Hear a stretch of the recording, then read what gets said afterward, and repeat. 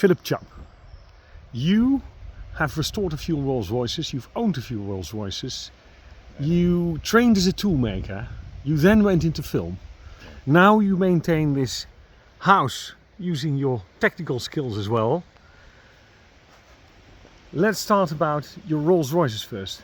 Which ones have you had and how have you restored them? I suppose the first, I had 20 horsepowers first, and for many years, and ended up with a very nice one, but I'd always hankered after owning a Ghost, but couldn't afford it, of course, because they've always been expensive. Even though the very first Ghost I was offered was only £200, that was still way above my budget sort of 60 years ago. And so I started with Ghosts when I was about 14 years old at the Jack-o'-lantern garage in Romsey, working for a guy called Wade Palmer, who was one of the early collectors and restorers of Rolls Royces. He actually did the two cars for the Lawrence of Arabia film. And I went to school nearby, and I used to go and polish cars up there and glean over them. So I started to love all vintage cars actually very early, but Wade Palmer was Rolls mad. He must have had 50 cars in his yard, often half stripped down, Ghosts that were very often with a hook on the back for towing cars in, and he'd break them for spares. He wasn't really interested in post-war cars, it was just pre-war cars then, but that's pre-First War. What year was this? Oh dear, well I'm 77, so and I would have been 14, you can work it out. Okay, and then we switch back to you before we carry on about Rollses, but you ran away from school and did what? I became a toolmaker. I didn't really fit into the public school system. And where did you become a toolmaker? What was your first apprenticeship? A company called Accurate Tools Greens Limited, and we made gauges. So I did all the full drawing office, the whole bit, lathes, big boring, and so I learnt mechanical skills, which I then deserted really, and I'd always made amateur movies, and then but you were rotated. I went to Decker's, but I carried on making amateur movies, and then in the end I sort of solely went as an engineer into the film business. So okay, we were just clearing out your... Again, always as a Mr. Fix-It. I fix cameras, I fix sound equipment, I get people off Exactly, we're going to do a whole series on air source heat pumps to Rolls Royces, whatever. Yeah, but can we just zoom back into you becoming a toolmaker? Because I was just with you yesterday in one of your many tool sheds, workshops, and you were showing me a few lathes. So you can literally make any metal object with these. I resist it, but I can, is the answer. Yes. But how did you train to do that? Repair. They put you on all the different tools? Yes, I mean you start off on a milling machine, and then you mill all day for a bit, and then you go into the welding department, you go into the drawing office, and you just learn the skills and grinding, the whole process of manufacturing things from solid lumps of metal effectively and turning them into gears, gauges, whatever. And once you've got those skills, they don't leave you. It's like riding a bicycle. A lot of it's with a lathe is just the ability to turn the handle the right way and have the feel for how much you cut. It's not too much, not too little. And but you're too modest. Use a micrometer. I'm still old school. I work in thousandths of an inch. I do use metric, but I'm not. I generally work old school because most of the things I'm working on are old school. So from Austin 7s, which I'm quite keen on, to Silver Ghost. So we have an Austin Ruby, and we have a Morgan 3-wheeler, we have a Silver Ghost, and my daughter has daughters. I've got 3 daughters, a Ford Capri, a Nissan Figaro. We're all classic cars. We don't have any new cars at all. And the dad, of course, is the one that has to look after them all. So, but let's zoom in because we got lots to talk about. We got plenty of different videos to talk about them. The Rolls Royce. Which one are we talking about? Which one is your favorite that you restored I love and my enjoyed Silver the most? Ghost. I got a chassis that originally came out of a scrapyard outside Dublin, It actually belonged to the Irish Army as a donor car for their armoured Rolls Royce, but there was enough there, and I got basically a chassis, a gearbox, and a front axle. And what year was this Rolls? It's 1920. 1920. Yeah. And I built a car up from that. So there was a non-original crankcase that came, but I got an engine and bits of an engine and built an engine completely, including sort of hand scraping every conrod from various different cars. It is essentially a bitzer, but every part in the car is original. I don't tend to use new parts. I find old parts and repair them. Often parts that have been rejected by others, and then I make them usable again. And I don't really mind my car not being perfect. I don't polish my car endlessly. I use my car, and if it needs little modifications to make it practical for everyday use, it gets them. So the car's in regular use. It's done a lot of miles now. And you've done rallies with it as well, the right? biggest rally I've done was the 1913 Alpine Rally, which was a trip to Vienna. So, and we did 16 Alpine passes, I think, so including the Stelvio. So she's well proven on the road. Lots of fixing along the way, was it? No fixing at all, really. No. Oh, Rolls Royce would love to hear that. Only flushing the radiator. I mean, I've got a low radiator, and on long climbs you can get a bit warm, so a few tricks. A couple of Kenlo fans I hung over the front, just plugged into the dash, that provide extra cooling at 11,000 feet. But apart from that, and lifting the bonnet a bit to let extra air in. But I drive it quite hard. It's fast. It'll cruise at 60 miles an hour, and it's got a high ratio back axle, no overdrive. I have considered an overdrive, and the American overdrive from gear vendors is very, very good, but it doesn't really need it. I think if I was doing some long motorway hauls, or say my car was in America with long runs, I would have the overdrive, but in England on country roads the ratios were just about right. And other little things I've done to it, the steering lock, it seems to vary on different cars. Mine was absolutely appalling, particularly on hairpin bends in the Alps and that sort of thing. So I puzzled on that, and mostly it's limited by the wheel touching the drag link and things on the steering, so on the links on the steering. So I looked at it and I thought, well, why were the wheels made the way they are? So I had some wheels re-spoked an inch further out. That has dramatically improved my steering lock. There's simple little mods like that, and I had a sort of thought that probably Rolls only made the wheels as wide as they are to fit the tracks in India, because if you made them wider than the tracks, the cars, then they wouldn't go very well. They'd be up and down. So and in fact he might have meant them to be wider. Anyway, it hasn't proved to be a problem at all, having a slightly wider track width, and that works. So little mods like that. I put a solenoid on the output from the fuel tank, which is pressurized, so when you turn the engine off it isolates the carburetor, so you don't get flooding. It's a good safety factor in case something catches light. You just turn it off, it stops. And I've got the bits in there to bypass it if I need to, but it's never been a problem.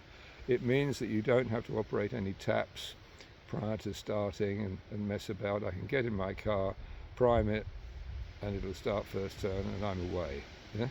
I don't have to open the bonnet prior to starting, or do the usual few minutes of work before I can go anywhere, because I just like to use my car. I like to go to the supermarket in it and just go, and it does. Yeah, exactly. So have you met a lot of Rolls Royce restorers or Rolls Royce owners over the years? Oh yeah, I know a good few of them. Yes. Yes, and I've been around a bit. So, and I go to the rallies and things, and I've been in the various clubs. I think my favourite club, strangely, is the SGA, because they're technical and they do. What's the SGA? Where is it based? Silver Ghost Association of America. Okay, yeah. And where a lot of Springfield ghosts were made there. There are a lot of ghosts in America that do long distances and work hard, and perhaps they're not quite, though they do tend to over polish, perhaps they're not quite as precious as some of the ones in Europe, yeah?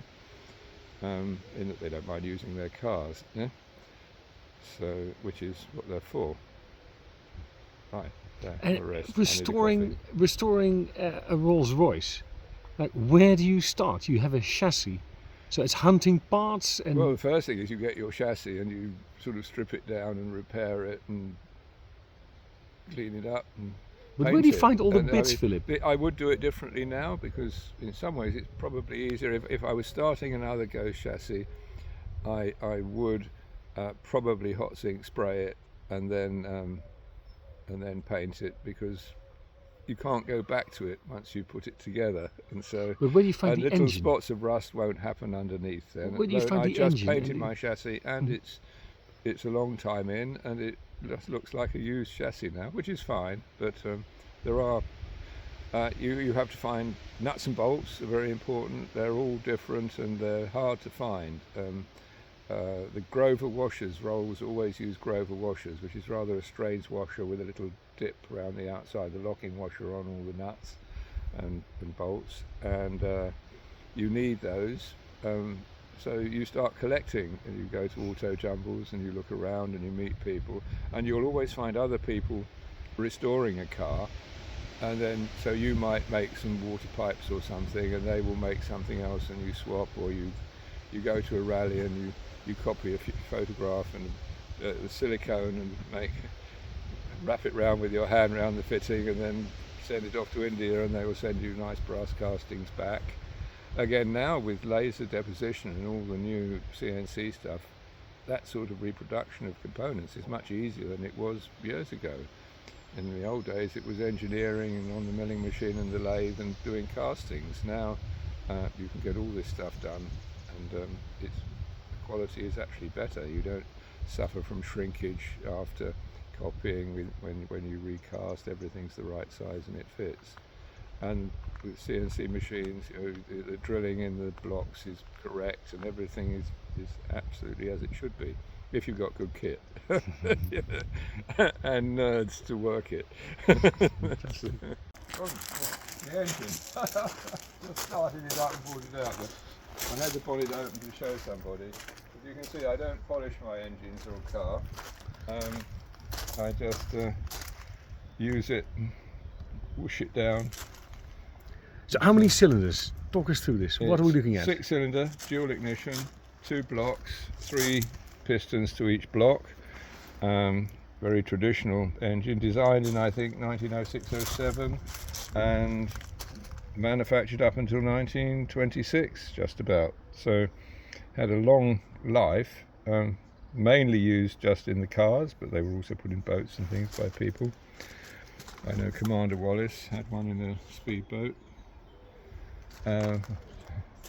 So it travels around. It goes to Europe for the odd rally, and mainly though it's used for going to the supermarket and just general school runs, that sort of thing.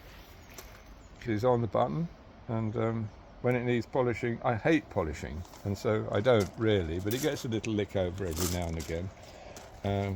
And believe it or not, the blocks were new when I put them in, so you can see it's well used. I don't know what more to say. And what did you start out with? You said a chassis. Just the chassis, which is the main frame, this bit here.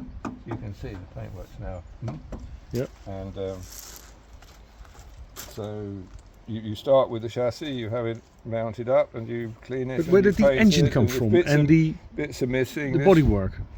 The front half of the body actually from about here came with the car, and the rest of it came from another car. The wings, the front wings, again, probably not original to the car, and the back wings came from another car. The running boards came from somewhere else. The skirts inside I found somewhere else, but they're all original Ghost. So I've actually used, you can see actually if you look down here, they're very tatty, the leatherette skirts that go between the running board and the chassis, but they're original ones, so I rather like it, yeah? And that just stops the mud from fricking up basically underneath, yeah? I haven't got cages on the springs, I just quite like to squirt oil at my springs. The dashboard, it's homemade. It was actually, I wanted a nice piece of wood and I had an elm toilet door, so I thought it was a bit of fun, so the elm toilet door became the dashboard. The steering wheel, probably getting a bit tatty now, but it is homemade. It was actually an aluminium casting that we cast resin round, which it's all right, it's good, it works well. It's shrunk a little bit, but it's fine. And again, the nickeling, the close plating had gone on everything, and so it's just nickel plated. Close plating is where there's a thin layer of nickel actually wrapped round and soldered onto the fittings, and nobody really quite knows how they did it, so you can't reproduce it as far as I know.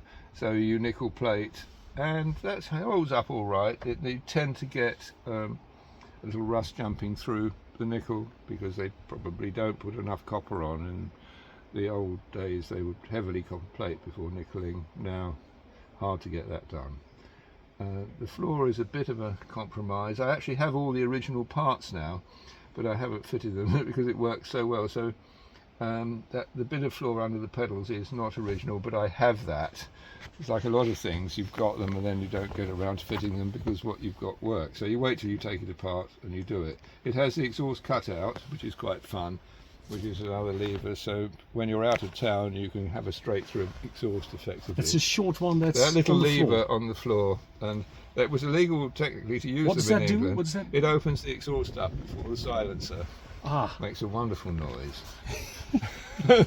And these are the sort of controls here. That's all pretty standard Silver Ghost. Lots of instruments. It's an Alpine chassis, so it was made for the Alpine rallies, if you like. So it's got an altimeter, it's got a gradient meter, it's got a papist icon. A papist icon? Sorry? Christopher. An Irish Protestant friend called it a papist icon, and that's rather stuck. I've used the slight mods for things for cruising, because one of the things, there's no charge regulator. You can just turn the charge on and off.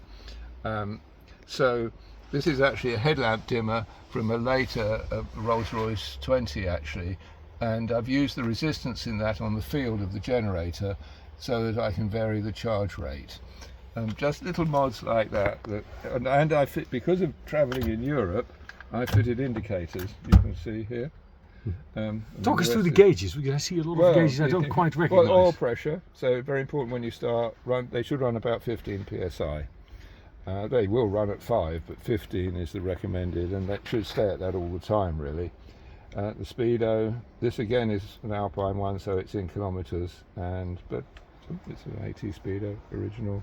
My indicator switch, the manual this is a pressure indicators. gauge. This is an altimeter, basically, which I you set to 0. it, It stops endless arguments about how high you are, and the gradient meter stops the argument about whether you're going uphill or downhill, which actually, when you're running, it's quite difficult to tell if you've got a slow climb or a slow descent, and often you think there's something wrong with the car, but actually you're climbing quite hard.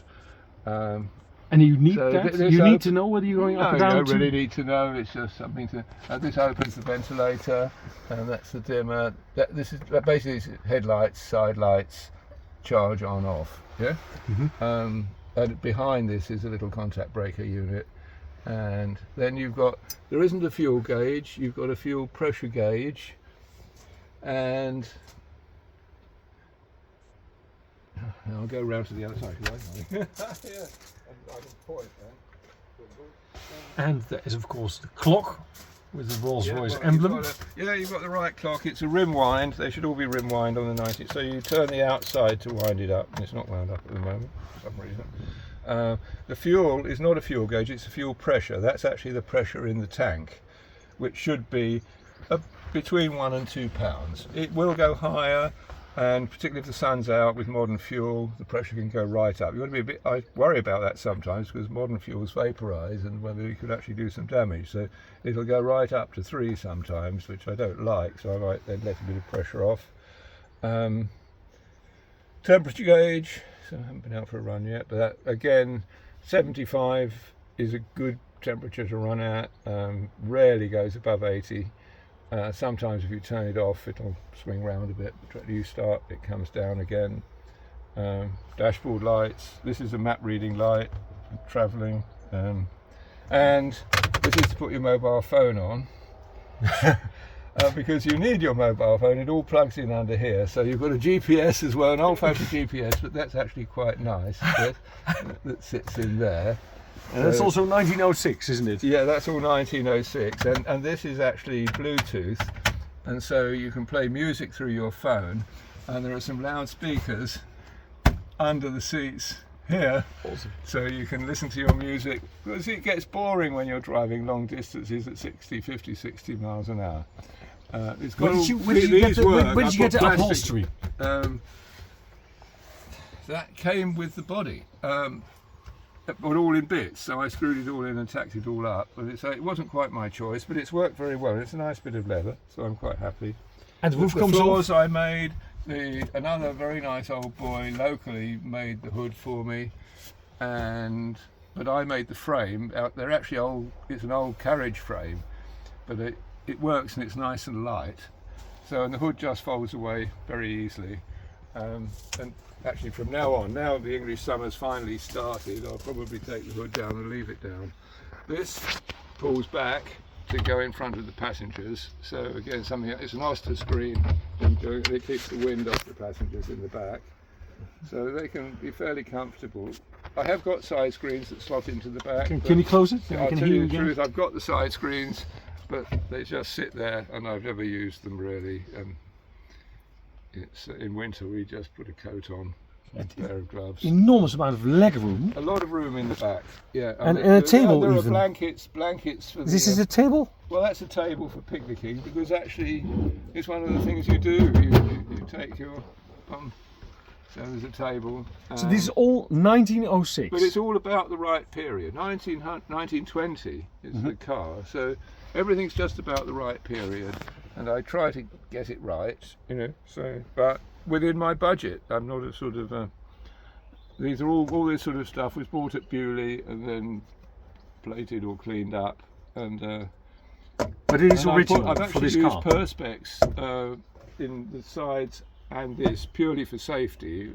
If the glass broke, I just don't like the idea of passengers flying forward and hitting glass. And it also takes a lot of weight off it. With the glass in, this weighs so much. When it's fully extended, it bounces up and down. Whereas at the moment, it was my daughter just used it the other day, and it's fine. Nice shooting stick in the back there. Yeah, so that's the. We don't use the.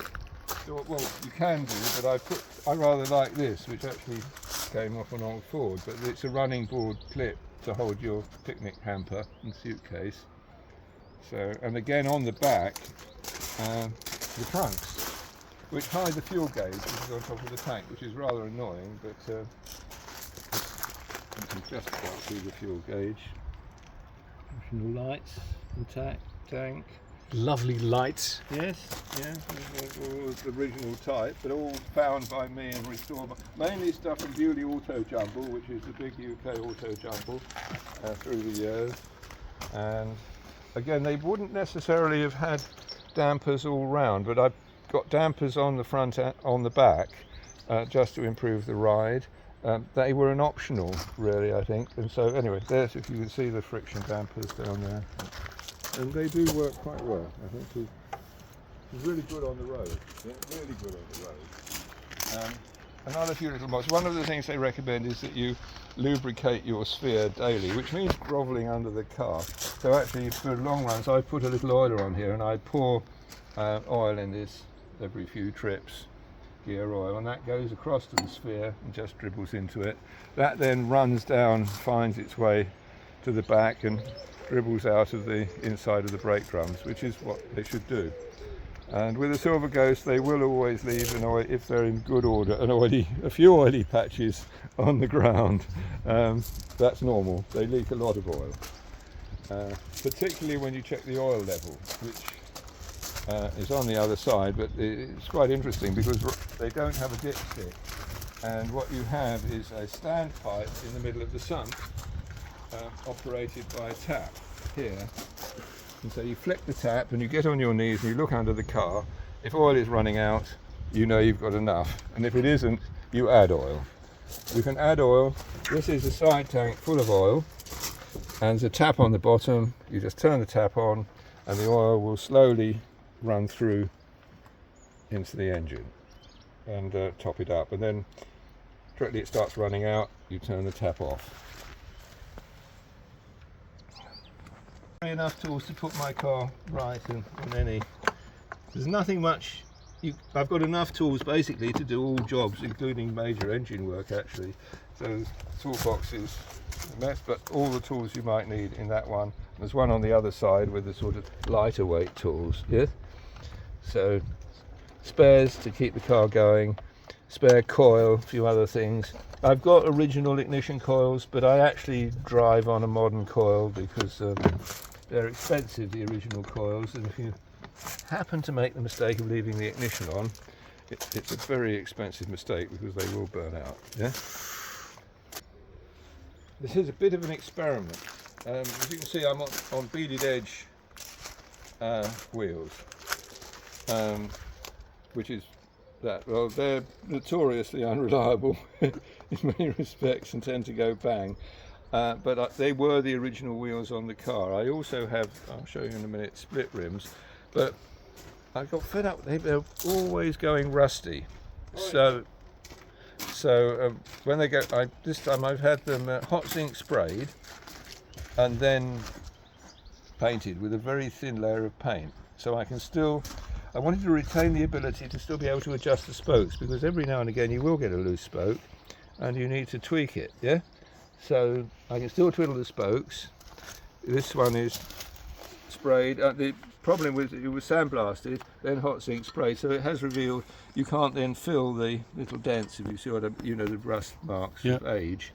But the important bit is you can see the splines are good inside. They do wear. You can put the worn ones on the front because I don't have front brakes, but the good splines need to go on the back. This wheel isn't. This is just silver painted as it had before, so that will get done with the process, which seems to work. I'm quite pleased with the hot zinc spraying. It actually works. And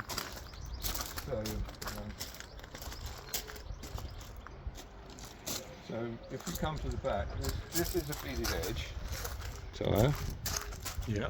And this the split rim. The split rims with the Goodrich, the American tyres, are pretty bulletproof for rallying. So this is a split rim where the rim goes, you let it down, unclick the rim with a special tool. I mean, this is quite a rusty old hub, this one, but it's a good hub. So that's the way the car is. And so a lot of the parts on this car I got by default, which other people had rejected, and then I had the wheels respoked, and I like these rims. They'll go anywhere and don't give you any trouble. The other ones, I wouldn't want to drive. I do drive it on them, but they can fail, mainly because of the quality of the tyres. I gather that there are people now making tyres where the bead doesn't separate. One of the problems is most of them, these are new, not all of them, but when you buy new rims, they're not like the originals. The original rims are very hard steel, and in fact you see pictures of the cars in the factory being rolled around just on the rims. If you buy a modern rim, they're sort of rolled, and you can't really even survive a puncture without damaging the rim. It tends to flatten it. So and also this lips round, and on the inside they don't round it off, so the sharp edges tend to cut into the bead, which is one of the main reasons for failure. Yeah. And also, if the pressure's a bit low, and I say low, below 80 psi, they tend to slip on the bead. So when you're accelerating, you pull the valve out and there's a massive explosion. I've taken to wiping for the drive wheels a bit of Evo stick round before I put the tyre on. So they don't slip. That helps reduce the problem of slipping. I mean, some people have tried bolts, they've tried everything. Lots of problems, but if you keep the pressure up 80 psi plus, you're okay. But it's a hell of a crack when they go pop.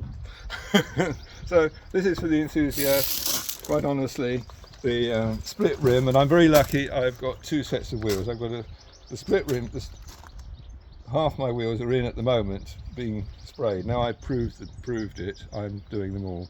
So my split rims will come back and they will go back on the car for everyday use. These will just sit in the garage looking pretty for high days and holidays. That's it. Shall we open the other side? I know there's an oil can, it's not original, but actually you do need to keep, you can't have too little oil on a Rolls. You know? Talk us through what's what here. What's what? Well, pointed things. Well, that's the sort of electrical centre. Steering box, which again, that's just a little addition, but it just means I can squirt.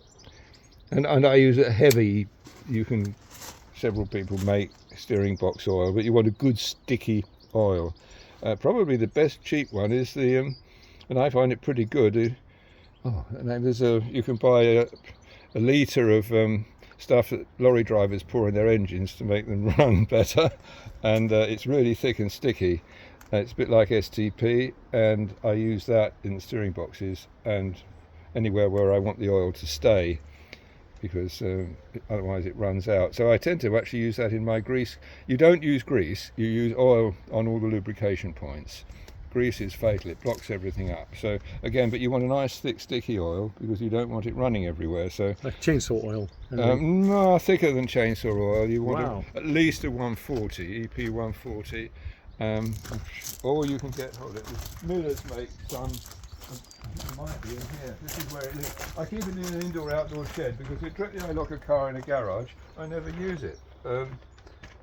This is an original oil can. That's the sort of thing that nerds like. I'm looking for the steering box lube, Penrite. Yeah? Aha, very good. That's the sort of stuff, yes? Right, I got me. And I've still got the American stuff on, but you don't have to spend silly money. You can just use any really thick, sticky oil. Open up the other side. Mm-hmm. Right, what else have we got? You open up the other side? For driving, I know it's not original. I've got LED bulbs front and back because you need to be seen. And it also doesn't run your battery, strain your battery. I've got an original dynamo and they don't generate stunning amounts of electricity. But it works fine. It actually works off a V-belt at the back of the engine. So sometimes you can confuse yourself. I think it's not charging, and the reason is because you've got the clutch down, because then that's not driving the dynamo. This is the start on the engine. This is the little air pump that once you're running pressurizes the fuel tank. There is on the dash, I forgot to mention, a hand pump for blowing it up initially on a cold morning just to get enough pressure to get the fuel through. Water pump, pretty straightforward. Not too much grease, it tends to get into the water system, so you just give these a little turn occasionally. Ordinary white water pump grease is absolutely fine. Yeah. The worst bit that goes, I suppose these couplings wear out, but you can get new Tufnell couplings for them, or make them. And this, not a problem. This snare belt, that looks very odd as well. Well, Brammer belting, because of you can't put an ordinary fan belt on because it's enclosed at the bottom, so you use Brammer belting. But the original name was Brammer belting that you look up, and there are various belts that you can get. Mainly your agricultural showroom will produce them. And you then put it on. And it lasts forever, and when it stretches, which is something probably wants tightening, it's almost self-tightening, because as it turns, you put it the right way, the belt will tighten itself. Yeah? So it stays at the right tension for ages. Once you've got it bedded in, it's fine. That's the oil filler for actually putting the oil in. Yeah. And this is a little pump. When you press the accelerator pedal to the bottom, it lifts it and it presses a little button on top here, yeah, which releases oil into the side of the cylinders. Now, because they need some extra at that point. Well, in the old days, I think it was probably necessary, but with modern oils, quite honestly, I've disconnected it. It doesn't come in, because you can, in traffic, if you're up and down and pressing a lot, you can over oil it, and I think modern cars don't have it. Modern oils hang around on the bores, and I haven't had a problem not using it. But it's all there and working, but it's not. You can press the throttle, this goes down, but I've adjusted it so it doesn't touch the button. Much the same with the, there's a little hole in the back of the crankshaft with a little valve in it that runs down to the clutch. Every time you press the clutch right down, it opens the little valve and lets oil in, which then lubricates the clutch and the bearings and thrust bearings, and it gets thrown around everywhere. If you do a lot of local runs and in traffic, you can punch much too much oil in. So again, I've adjusted that pretty well backed off, and I just every now and again, if I'm under the car, put my fingers in the clutch and check it's got oil in. It's always got oil in, so it's not a problem. Oiling side, but that's another day. Fuses in here basically, and this is the ballast resistor for the coil, because it's a ballast resistor coil, so it comes with this little coil in that and just provides, but it's not a standard coil. You can have the standard coil, but I've had so much trouble with coils through the years. What's that little door here? It's been. That's just a ventilator. Oh, it's blocked on the inside, just to let air in to keep your feet cool. Actually, the bulb horn comes out here, which is basically, they put it on, it was for horses or cattle. So when you were on the road in the old days, you didn't frighten the horses with the klaxon, which is here. Yeah.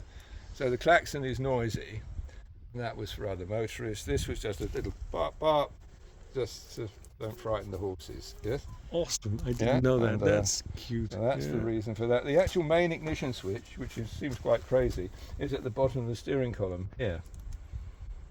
And when you turn the little knob in the middle of the steering column, that turns the ignition on, and you can turn it to mag or mag and battery. Yep. Yep. You can hear my Bluetooth coming on when I turn the ignition on. That's just to upset the purists, really. There's lots of storage under all the seats, because again, when you're travelling, you want junk with you, and in the back, the spare inner tubes and the things for getting the beaded edge off, the split rims off, and wheel spanners, everything you need to deal with beside the road incidents. Lots of mirrors, which you need again. Yeah. The key for locking the bonnet. Yeah? The Rolls on some of the rallies, they would lock the bonnet just to prove the reliability of the car. And that's on the other side.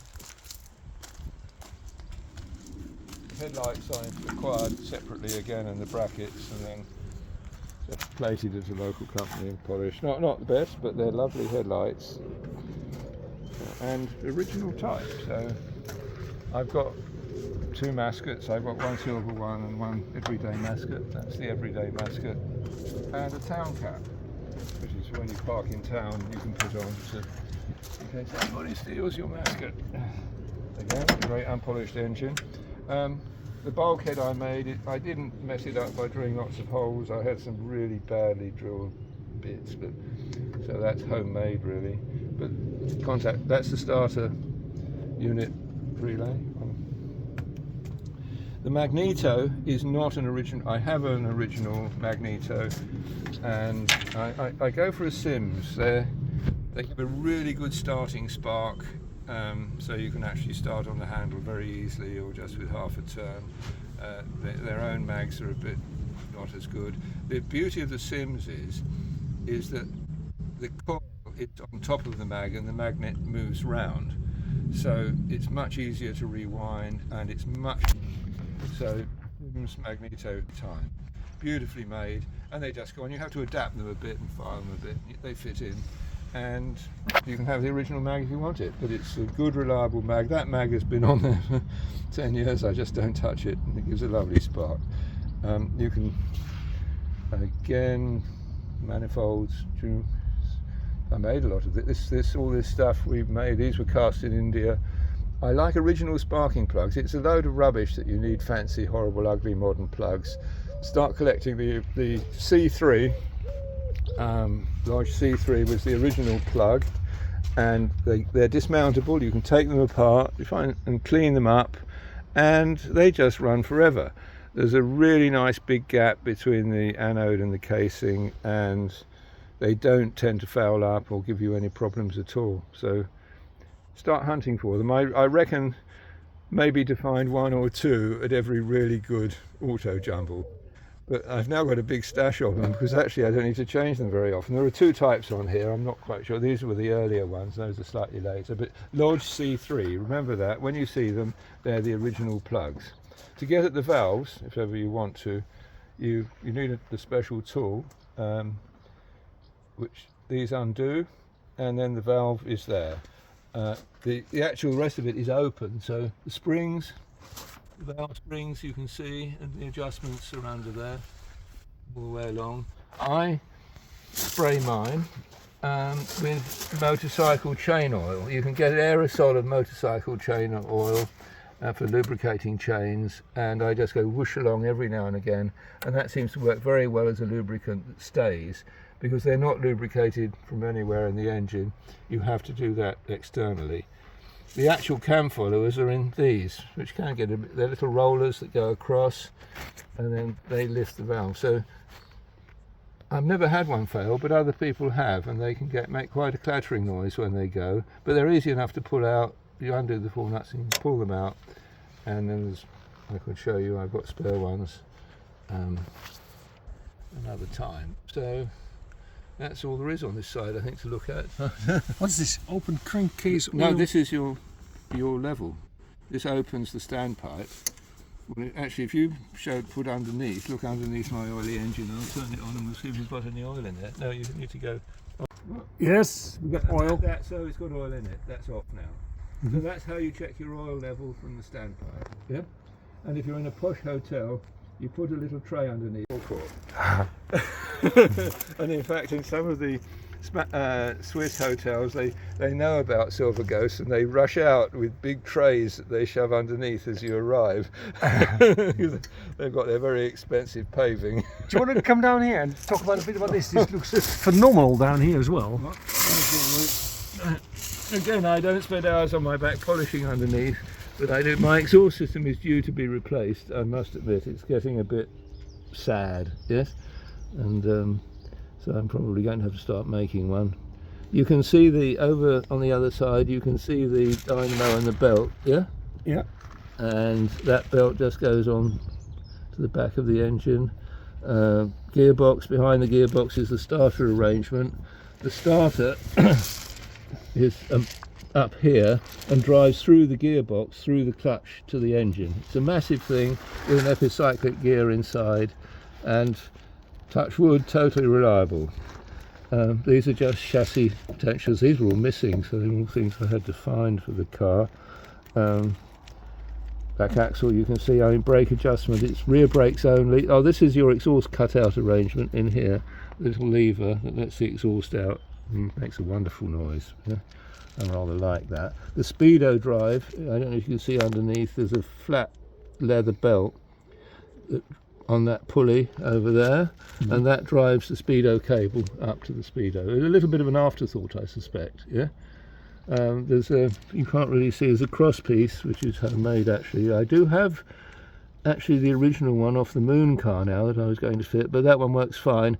That's a cross piece, and as you press the clutch right down, it works a brake that slows all the gears up, so it slows up the drive so that you can avoid crunching. And if you're very careful, you can drive them without crunching when you change gear.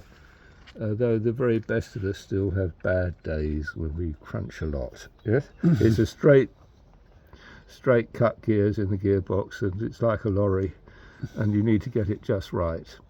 So good days, bad days. Most days are good days, but some days when you're showing off, it can all go seriously wrong. And actually, if you miss a gear at times, it can be necessary to actually stop and start all over again. But so anyone who says they change silently all the time, they're very lucky.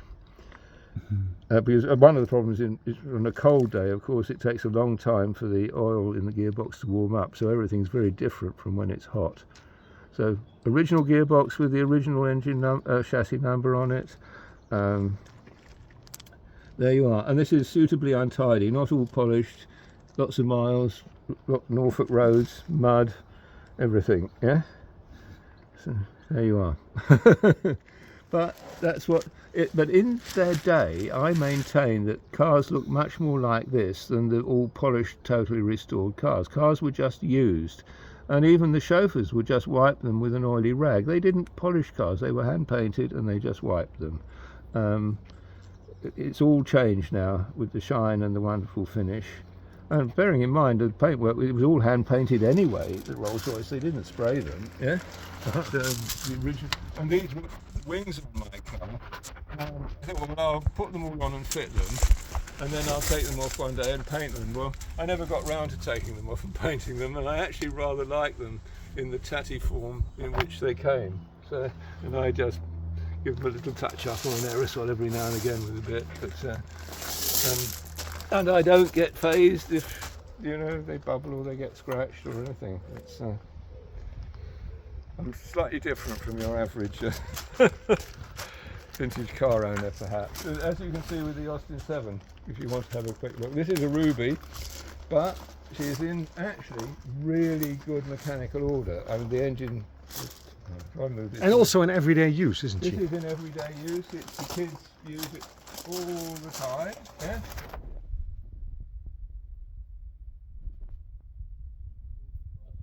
Everybody drives it, but the engine's done, yeah, and so we've got quite a tidy little engine, and how many horsepower? 7 horsepower. 7 horsepower, 750cc, and they go very well. You know, they sort of bumble along at 50 miles an hour. Pretty appalling brakes, but it's 4-wheel brakes. They work all right. You know, it's just a case of getting used to it. I'll start it up just to prove it. Yeah. It's out of the garage actually, and I put this over the. It's another job. That's that wind, isn't it? Last night, yeah. They're a family 4, but they're not with legs as long as mine. Jump, right. Jump.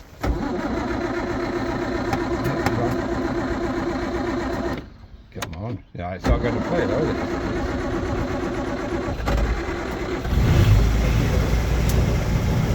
How many cylinders? 4. Strangely, you see that you get quite high oil pressure when you start, but with an Austin, if the pressure goes above 5 when it's hot, you know you've got a problem, because it has little nozzles that squirt the oil at the crank rather than a pressurized crank, and if one of them gets blocked, the pressure goes up. So normal running, probably 3 or 4 psi when warm, yeah. But I think she's absolutely tatty original and works well, yeah? And people love it, just because it is like it is. Shabby chic, yeah? So we get more attention than the really polished cars, which is strange but true.